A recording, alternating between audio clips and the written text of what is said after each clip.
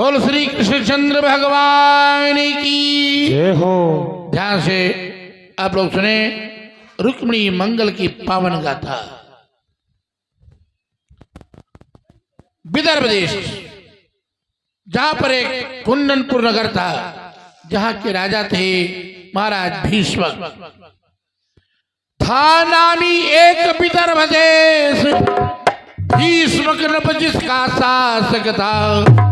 कुंदनपुर से वो राजधानी थी, वो प्रभु का परम उपासक था।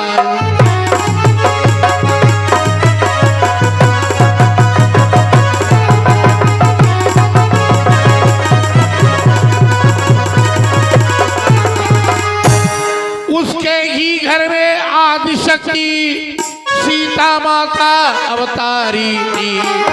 इस जगह ब्रह्म प्रगटाए थे, माया उस ओर पधारी।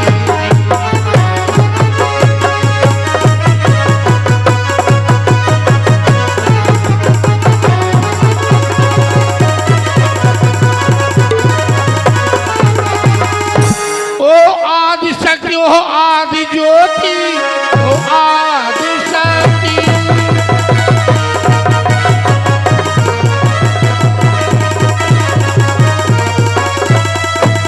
आदि तत्व अवतारी थी, जो त्रेता में श्री सीता थी, द्वापर में वही रुक्मिणी थी।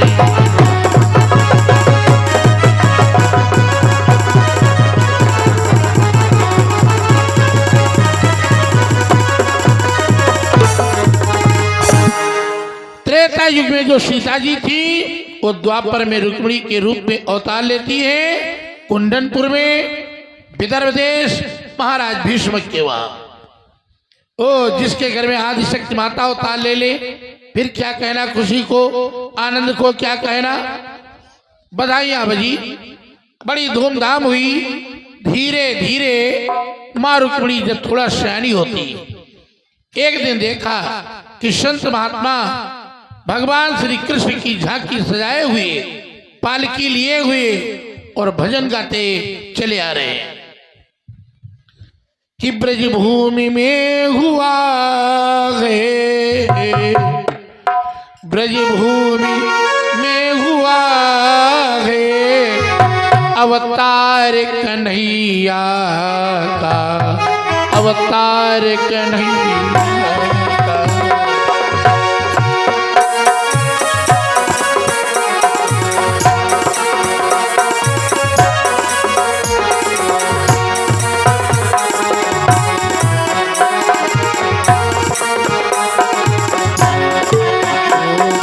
भूमि में हुआ है, ब्रज भूमि में हुआ है, अवतार कन्हैया का, अवतार कन्हैया।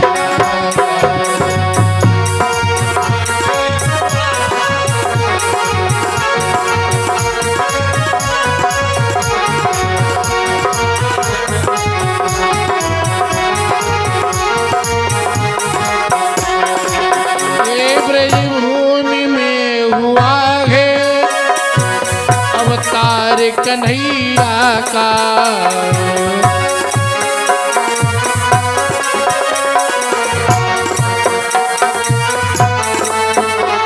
ब्रज भूमि में हुआ है, अवतार कन्हैया का।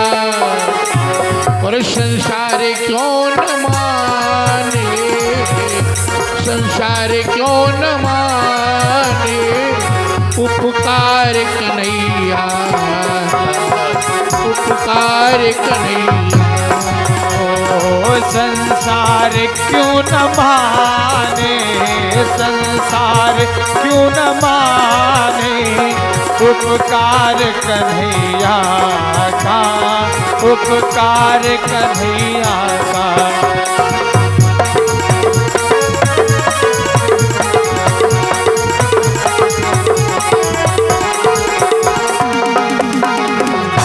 और कर दी है दूर प्रभु ने, हर दिल की दूर प्रभु ने ओ हर दिल की वेदनाएं है कर दी है दूर प्रभु ने हर दिल की वेदनाएं। और संसार क्यों न माने, संसार क्यों न माने, उपकार कन्हैया, उपकार कन्हैया। ओ संसार क्यों न माने उपकार कन्हैया का, उपकार कन्हैया का।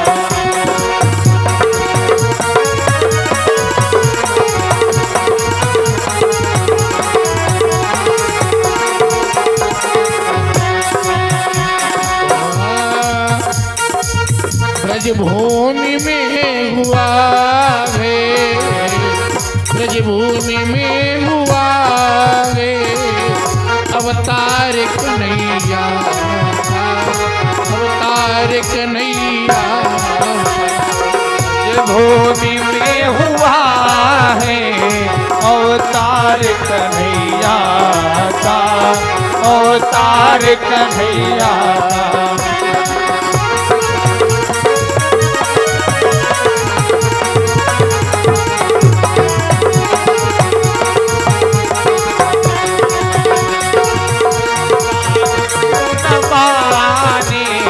संसार क्यों न माने उपकार कन्हैया का, उपकार कन्हैया।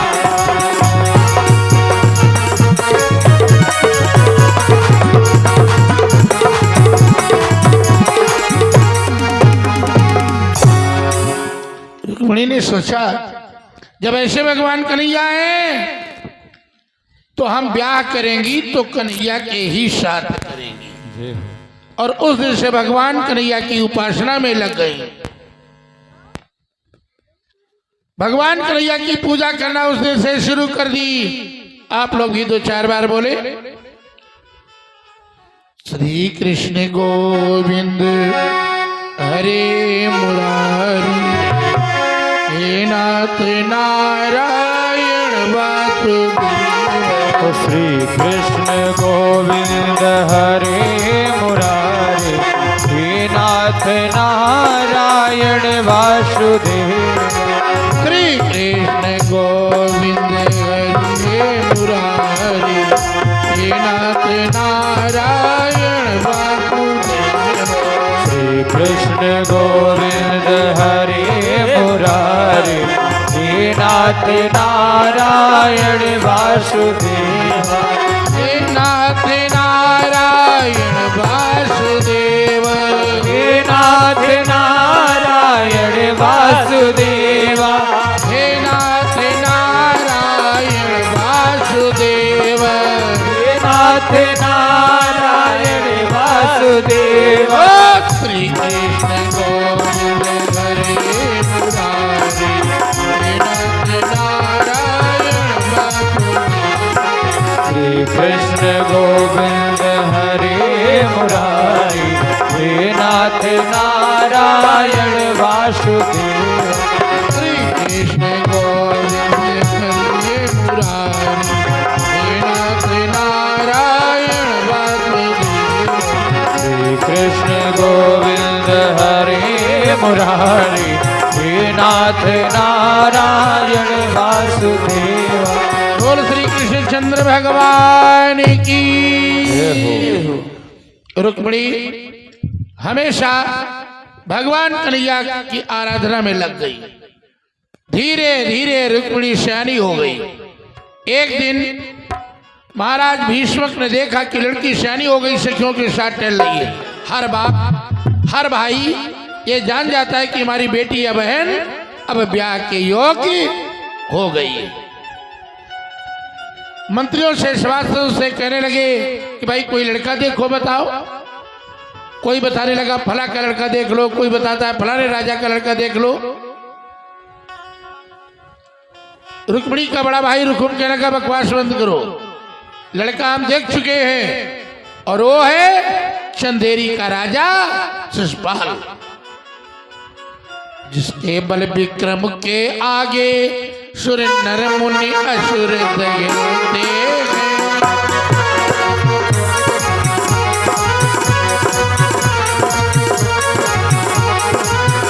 दिग्पालन पाल सुरेंद्र आदि जिसके प्रताप से डरते हैं।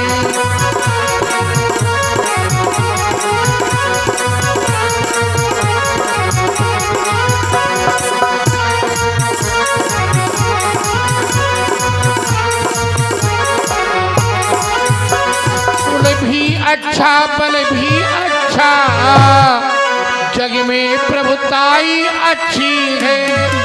मैं दावे से एक कहता हूँ हर सगाई अच्छी है।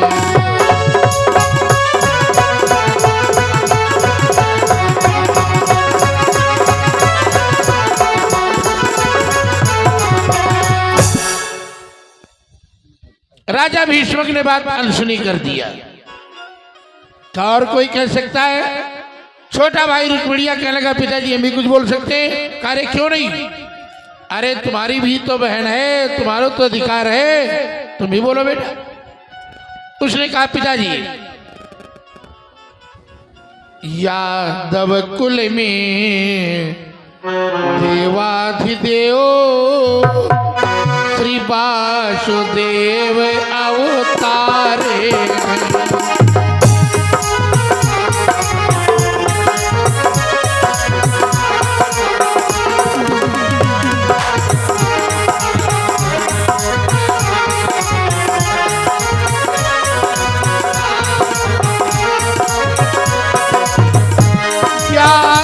कुल में देवाधिदेव श्री वासुदेव अवतारे हैं।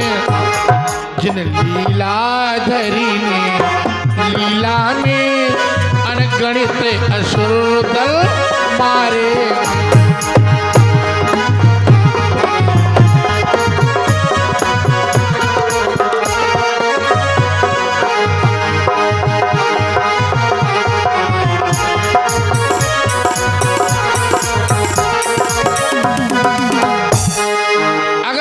वासुदेव कृष्ण के साथ ब्याह हो जाए, अरे राजा भीष्म करके बेटा तुमने तो हमारे दिल की बात छीन ली, यही तो हमारे दिल में थी।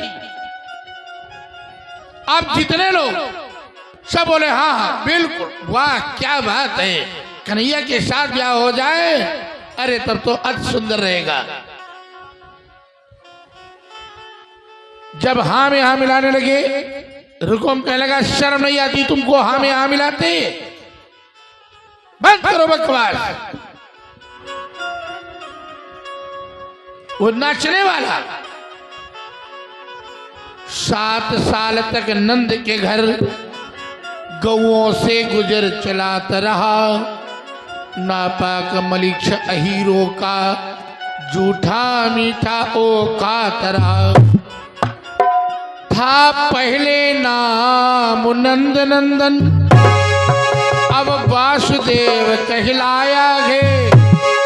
इसका भी ठीक प्रमाण नहीं, इसने कब उसको जाया है। 7 साल तक नंद के घर गौओं से गुजर चलाया। नापाक मलिक्ष अहीरों की झूठी रोटी खाया। लोग पहले कहते थे नंद का लड़का है, अब लोग बताते वसुदेव का लड़का है। अरे जब इतने दिन में 2 बाप हो गए और हम ब्याह कर दे कुछ दिन के बाद तीसरा बाप हो जाएगा कोई? जिस लड़के के बापे का ठिकाना नहीं है, ऐसे अनजाने लड़के को बहन ब्याह दे, कदाप नहीं होगा। और अगर किसी ने कहीं जुबान खोली तो खून की नदियां बहेंगी। सारी शबासन नौआ और पंडित के हाथ तिलक भिजवा दिया। का लड़का हम देखे, और वो है चंदेरी का नरेश शिषपाल, जिसको देख करके देवता थर थर थर थर कांपते, उसके साथ होगा ब्याह। सारी शबाब सन्न है, कोई नहीं बोलता, क्योंकि टेढ़े के आगे कोई नहीं बोलता है। टेढ़वा का समय टेढ़ा। सोचा आप क्या करें? सब लोगों की तो उपाय कोई नहीं। अब रुक्मिणी की सखिया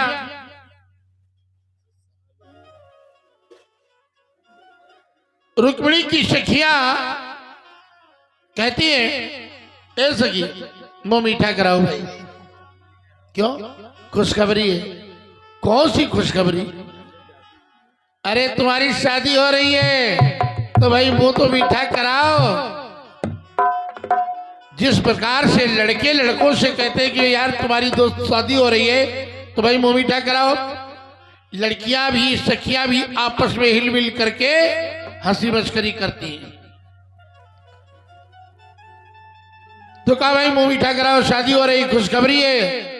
कहा चंदेरी का राजा शिशुपाल, जिसको देख करके देवता थर थर कांपते हैं। अरे रुक्मिणी कह लगी, हाय सखी ये खुशखबरी है कि दुख खबरी है? जिसको देख करके देवता थर थर कांपते हैं वो मनुष्य की राक्षस है। अब वो रोती चिल्लाती भगी अपनी भौजाई के पास, लिपट गई भाभी को और कहा, भाभी तुम तो जानती हो भैया देखो कहां हमारा ब्याह कर रहे हैं चंदेरी की राजा शिशुपाल के साथ, और तुम तो जानती हो कि हम ब्याह उनसे करना नहीं चाहते क्योंकि हमारे तन मन मेरे तन है, मेरे मन है, मेरे जीवन धन है, ये तन उन्हीं पर न्यवछावर, ये तन उन्हीं पर न्यवछावर, वसुदेव देव की नंदन है।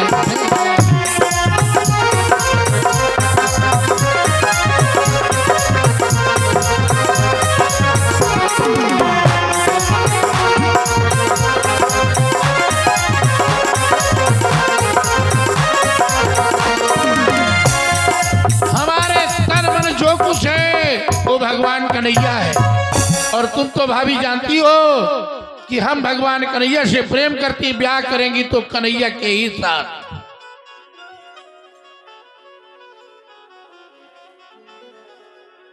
रुक्मिणी कहने की देखो शाम को तुम्हारे भैया आते हैं, हम कहकर देख लेती और तुम रो ना, हम तुम्हारे आंखों में आंसू नहीं देख सकती। नंद और भौजाई का माँ बेटी के समान प्रेम था। आजकल तो नंद भौजाई का झगड़ा तो सौ से ज्यादा कठिन होता है, लेकिन और गलती किसकी होती है? सभी माँ बहने ख्याल रखें, जो भौजाई का दुष्ट गुष्ट लेकर के माँ से जड़ती हैं, भौजाई से सास बहू में बैर कराती रहती, 2-4 दिन के लिए आई है और ये नहीं जानती है कि माँ तो हमारी है ही, माँ के पक्ष में क्या हम लड़े, क्या इधर की उधर की चुगली करें। अरे प्रेम करो भौजाई से, माँ कभी नहीं छोड़ेगी तुमको, माँ का अजीब प्रेम होता है और माँ के न रहने पर भौजाई ही चाहेगी तो गांव देखने को पाओगी।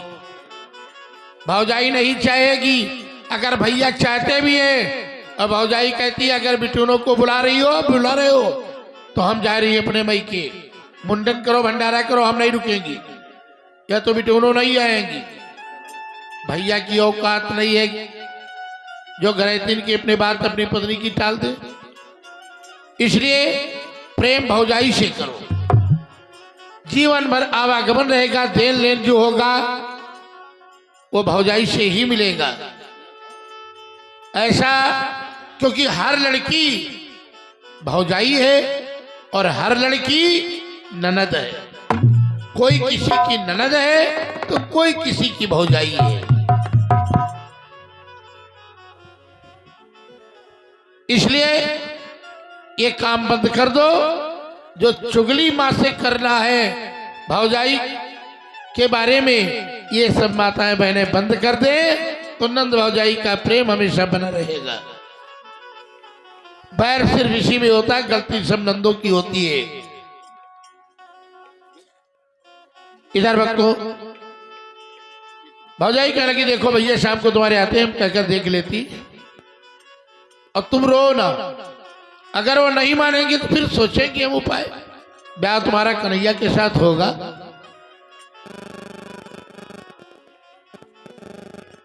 शाम को जब रुकुम आया, रुक्मणी कह लगी, स्वामी ननद रानी की इच्छा है कन्हैया के साथ ब्याह करने को, तो क्यों बिचारी को रुला रहे हो? अरे कन्हैया के साथ ब्याह कर दो ना। रुकुम कह लगा, अगर तुम मेरी पत्नी होती तो अभी गला काट देता तुम्हारा। दोबारा ये शब्द ना निकले, जिसके बाप का ठिकाना नहीं इसे को हम बहन ब्याह दे, महाराज की हस्ती वो ग्वाला पावे। दोबारा शब्द ना निकले। अब भावजाई दिल में प्रतिज्ञा कर लिया, ठीक है तुम शिषपाल से कराओ और हम कन्हैया से करवाएंगे। पति पत्नी की ठन गई भैया। रुक्मिणी की भौजाई कहने लगी, चिंता न करो ननद रानी, हम पंडित जी को बुलाए देती, पुरोहित जी को। और हाँ, पंडित जी जाने, तुम जानो, हम जाने, तीन के अलावा चौथा न जाने। चौथा केवल कन्हैया जाने, बाकी और कोई नहीं। और अगर कहीं ज्यादा हल्ला हुआ तो बात बिगड़ जाएगी। भगवान कन्हैया कोई एक चिट्ठी लिख करके दे दो, वो आवे उसी दिन तारीख में तुम्हारा अपहरण कर ले जाए। अपहरण जानते हो? भगा ले जाए। भगा ले जाना भद्दा शब्द है और अपहरण करना मर्यादा में बंधा हुआ शब्द है। केवल कहने के तरीका अलग अलग होते हैं, चीज एक है। कहीं बाहर जाओ, कोई औरत मिल जाए, रास्ता नहीं जानते हो, उसे कह दो अम्मा हम फला गांव को जाने वाले। वो बता देगी भैया इधर से चले जाओ सीधे, फिर दाएं मुड़ लेना, फिर बाएं मुड़ लेना, वहां मालूम कर लेना। और अगर ये कह दो कि हमारे बप्पक दुल्हन तनी रास्ता बता दियो, तुरंत निकालेगी चप्पल शुरू। और जबकि चीज एक है, जब बप्पा की दुल्हन होगी तबहन तो माँ, अम्मा तो तबहन होगी जब बप्पा की दुल्हन होगी। लेकिन बप्पा की दुल्हन कह दो तो चप्पल चले गए, अम्मा कह दो तो खुश। बोलने के तरीका अलग अलग होते हैं, चीज एक है, कहने का तरीका अलग होता है।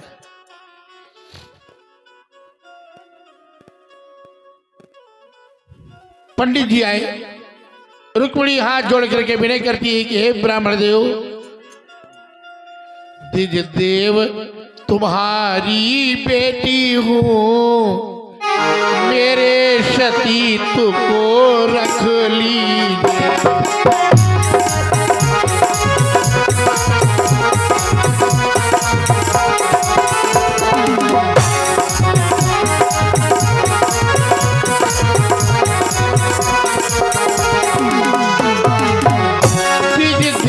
तुम्हारी बेटी हूँ, मेरे सतीत्व को रख लीजिए।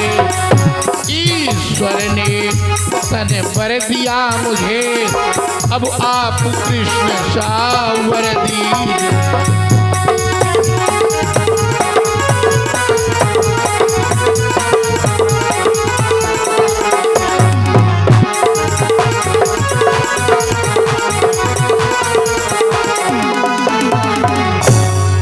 और शीघ्र द्वारिका को जाओ, मेरा संदेश भगवान कन्हैया से कह देना। क्या लिखती है नीचे?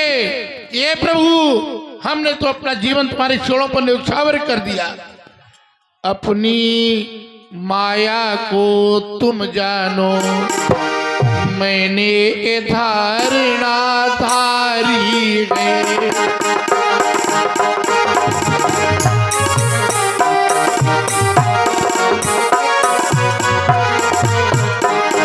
अपनी माया को तुम जानो, मैंने धारणा धारी है। या तो रुक्मिणी कृष्ण की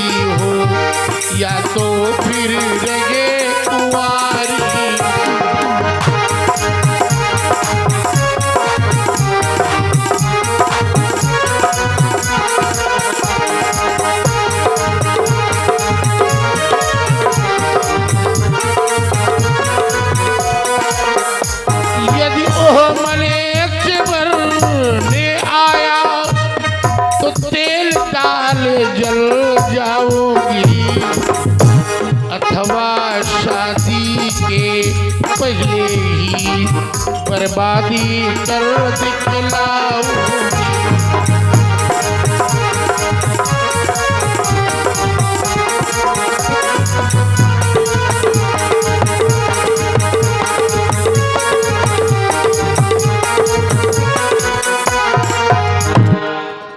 ब्राह्मण देवता लेकर के चिट्ठी जाकर द्वारिकापुरी पहुंचे। भगवान कन्हैया देखे, थाली में पैर धोए, सुंदर आसन पर बिठा ले पंडित जी को और नीचे जमीन पर चटाई बिछाए करके भगवान कृष्ण बैठे। भगवान कन्हैया नीचे क्यों बैठे? साधु के, ब्राह्मण के और हाकिम के आसन पर बराबर बैठना नहीं चाहिए। इस कारण भगवान कन्हैया नीचे जमीन पर चटाई बिछाकर बैठे और कहने लगे, कहिए भी प्रदेव कोई प्रेम पत्र लाए हो क्या? अरे पंडित जी के निकाल कर चिट्ठी दे दिए, प्रभु आपसे छुपा क्या है? भगवान कन्हैया पत्र को पढ़े तो इतने आंसू गिरे कि पत्र धोए गया। अपने नाना उग्रसेन से जाकर कहने लगे, नाना हम जा रहे हैं कुंदनपुर, राजा भीष्म की लड़की का प्रेम पत्र आया है, उसका अपहरण करने। उग्रसेन जी कहने लगे, जाओ भैया। उग्रसेन जी हमेशा परमिशन दे देते थे क्योंकि उन्हें केवल से जेल से छूटे थे। कन्हैया तो चले गए। कुंदनपुर में जाकर एक बाग में रथ खड़ा किया और पंडित जी से बोले कि जाकर रुक्मिणी को बता दो कि जब वो गिरजा पूजन करने आएगी मंदिर पर तो मंदिर की खिड़की खोलेगी और हम खिड़की के पास अपना रथ लगाए मिलेंगे। पंडित जी सब कुछ जाकर बता दिया। अब इधर बलराम जी आए। बलराम जी देखते कन्हैया नहीं मिल रहे, घर से बाहर, बाहर से घर, दौड़े दौड़े घूम रहे। बसदेव जी से पूछे, पिताजी कान्हा कहाँ गया?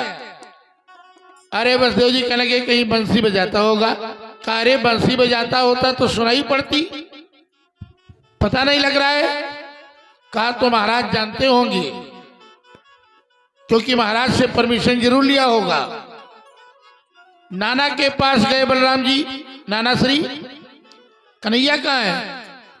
उग्रसेन जी कहने लगे, वो भैया कुंदनपुर गया है, कोई राजा भीष्मक है, उनकी लड़की का प्रेम पत्र आया था, आज ब्याह है उसका। अरे बलराम जी छाती पीट लगे कि हाय राम, वहां तो बुआ जी के लड़के शिशुपाल का ब्याह हो रहा है जिसमें जरासंध जैसे बड़े बड़े महारथी आएंगे, वहां तो खून की नदियां बहेंगी। वारे कन्हैया, न कोई सलाह न मशविरा, जहां देखो अकेले चल देता है। जल्दी जल्दी फौज पकड़ सजाए बलराम जी कि कन्हैया से जब तक मारपीट वहां हो हम पहुंच जाए। देखो भाई से कितना बैर हो, लेकिन सच्चा भाई वही जो मौके पर साथ दे।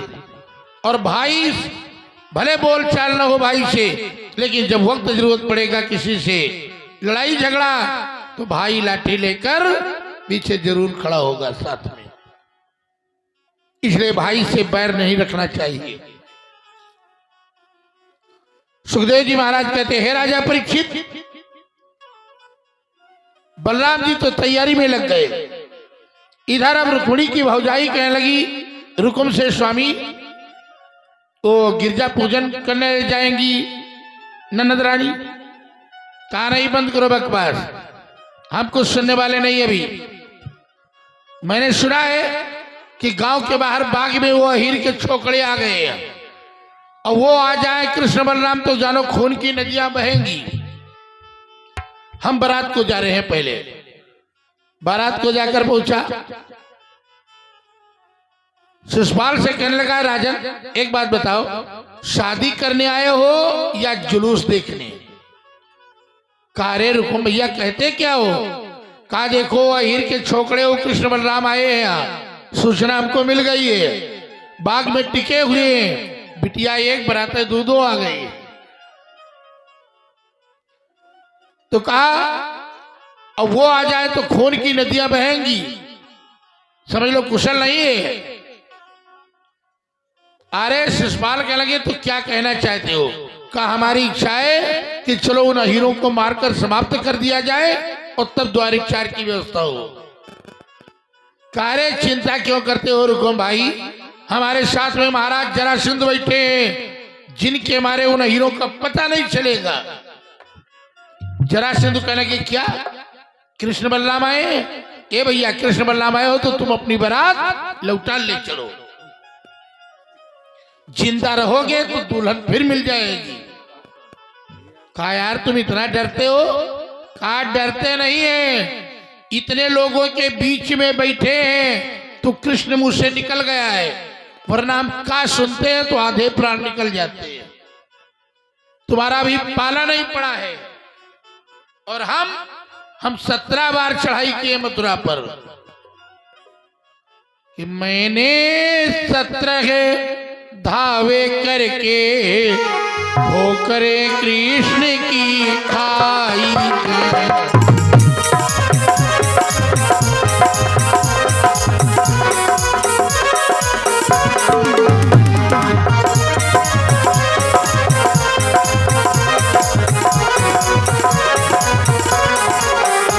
मैंने 17 धावे करके ठोकरे कृष्ण की खाई है, बेचारे खुद लाचार हुए, तरकीब काम न आई।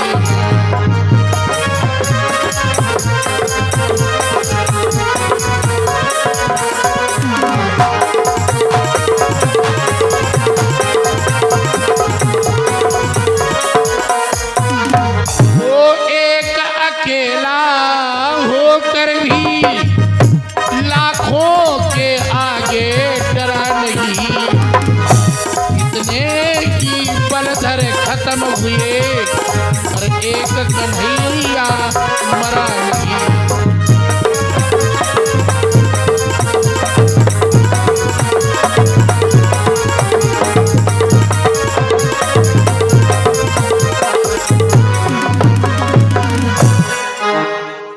लाखों वीर खत्म हो गए लेकिन वो कृष्ण अकेला नहीं मरा। हम भैया अब जाएंगे नहीं, कहो तो बारात में बैठे और कहो तो वापस चले जाए, हम उसके सामने नहीं जाएंगे। अरे तुम कायर हो, जाओ यार रुकुम भाई, सावधान होकर करो कुंदनपुर में बात, मेरे मारे कृष्ण की पता न चलेगी लाश। अब रुकुम जब घर को आए, रुक्मिणी की भौजाई कहने लगी स्वामी ननद रानी गिरजा पूजन करने जाएगी। कहा तुमको पता है वो ग्वाले आए हैं हीर के छोकरे, और अगर कहीं पकड़ ले गए तो जड़ से नाक कट जाएगी। कहा क्यों? डरने लगे। हमसे तो कहते थे कि तुम हमारी पत्नी न होती तो हम गला काट देते, वो तुम्हारी पत्नी तो है नहीं, उनका गला क्यों नहीं काट देते हो भाई?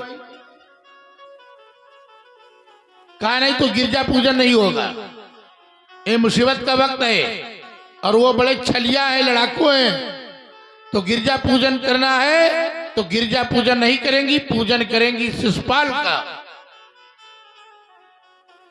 भौजाई कहने लगी शिशुपाल का? क्या हम अपने कुल की परंपरा को छोड़ देंगी? सीता माता ने गिरजा पूजन किया था, ननद रानी भी जाएंगी और तुम डर रहे हो तो हमारा लहंगा चोली पहन लो, हमारी चूड़ी पहन लो, बैठो घर में और हमको दो अपनी तलवार, हम ले जाती ननद रानी को गिरजा पूजन करवाने और फिर देखती किसकी माँ ने दूध पिलाया है जो हमारी ननद को पकड़ ले जाए। रुकुम सोचा है हमारी पत्नी हमसे ज्यादा हिम्मत रखती है, वो तलवार लेकर जाएगी गिरजा पूजन कराने और हम चूड़ी पहनकर घर में बैठे। बन गया मौसम।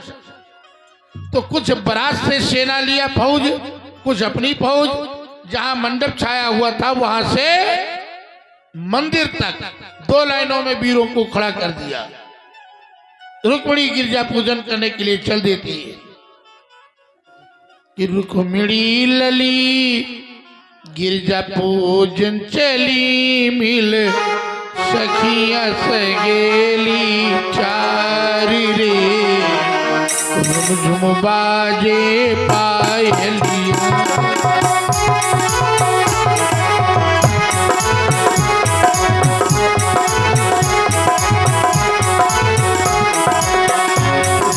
मिली लली गिरजा पूज चली मिल सखिया सगेली चार रे झुम झुम बाजे पायलिया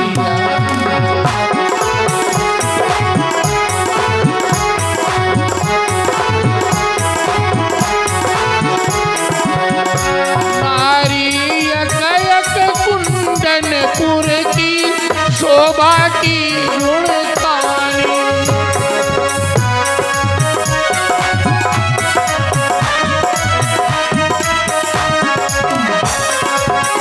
परसो है कंचन की थारी रानी में महारानी अरे मान में महारानी सुमन कली घर से निकली सब गावत मंगल चारू झुम बाजे पायलिया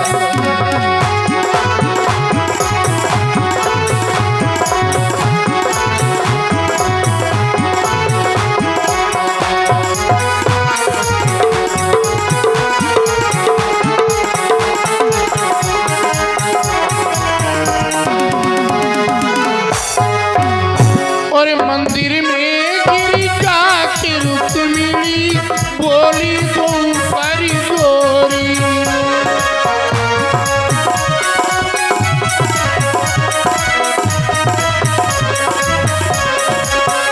और मनोरथ जानकी माता तुम सब अम्बे गौरी अरे हाँ अम्बे गौरी सुमन कली घर से निकली गावत मंगल चारू बाजे पायलिया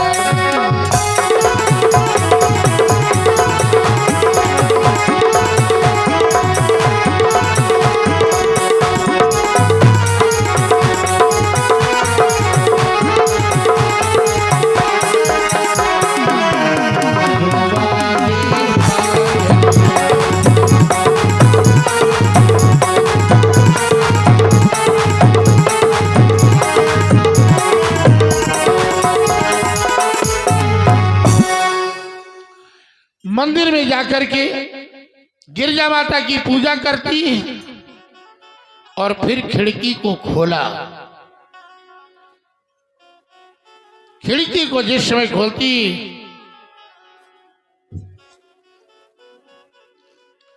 रुक्मिणी ने पात्र द्वारा घड़ी को अपनाए हुए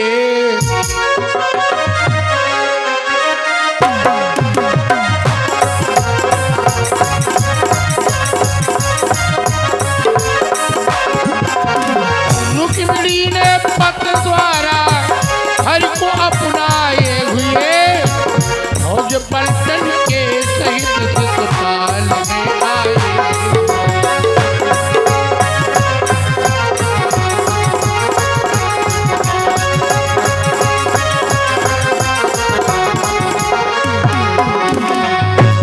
बेदी से मंदिर तलक रखवार पहुंचल बल किया और पहुंचे अचानक कृष्ण जी रथ पर बिठा कर चल दिया।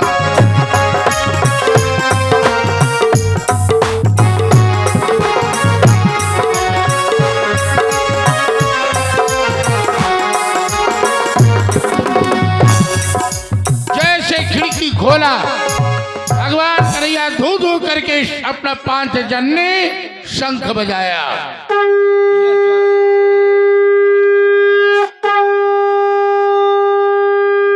उस शंख में इतनी शक्ति थी कि दुश्मनों के कलेजे दहल जाते थे और रुक्मिणी को बाहों में लेकर के बिठा लिया रथ पर। इतने में मारो मारो मारो मारो पकड़ो पकड़ो की ध्वनि होने लगी। वो ले गया बलराम जी आ गए फौ लेकर, कहा कन्हैया तुम भगाओ रहा, हम यहाँ देखते हैं सबको। बलराम जी यहाँ निपटने लगे सेना से और कन्हैया रथ लेकर के भागी। अरे शिशुपाल कहने लगा जरासंध भाई, अरे कुछ तो आने की लाज रखो। जरासंध कह लगे हम पहले कह दिए थे भैया, हम सामने नहीं जाएंगे, अगर कृष्ण की सूरत देख लिए तो हमारे प्राण निकल जाएंगे। हम तो जा रहे हैं घर और तुम भी लौट चलो, जिंदा रहोगे तो दुल्हन फिर मिलेगी। शिशुपाल नहीं माना, लड़ा तो बहुत जाकर, लेकिन जब उपाय न लगा हार गया तो लौट चला कि जरासंध महाराज ठीक है कहते थे, लौट चला। अब जब रुकुम देखा वो दौड़ा, अरे ओ दुष्ट छोर सावधान हो जा। जैसे ग्वालों के घर जाकर के दूध घी मलाई खाई, वैसे धोखे में मेरी बहन चुरा लिया। ये लोग वीर नहीं थे जो लड़ते थे, केवल वीरों के कपड़े पहन करके आए थे। बस आज रुकुम की क्षमता है, रण कौशल को दिखलाना है।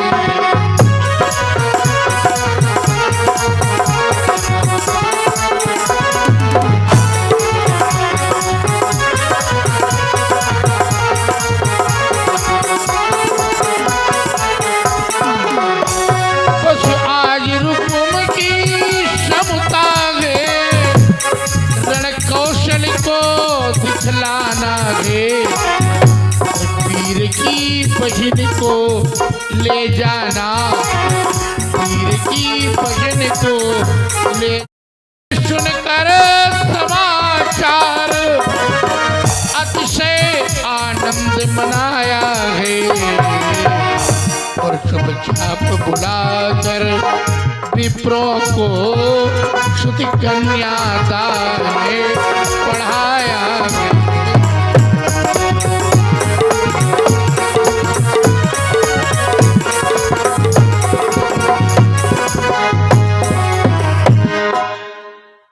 प्रेम से बोलो कृष्णचंद्र भगवान की जय हो। इस तरह से राजा भीष्मक जाकर के द्वारिकापुरी में वही पाव पूजे, रुक्मिणी का विवाह हुआ भगवान कन्हैया के साथ। और तब से पैपुज्जी की रिवाज चली थी कि दामाद के वहां चल करके पाव पूजा जाए, लेकिन राजा भीष्मक के पास मजबूरी थी। उसके बाद में तो लोग महज खर्चा के लिए ऐसा कार्य करना शुरू किए। बोल कृष्णचंद्र भगवान की, रुक्मिणी मैया की जय हो।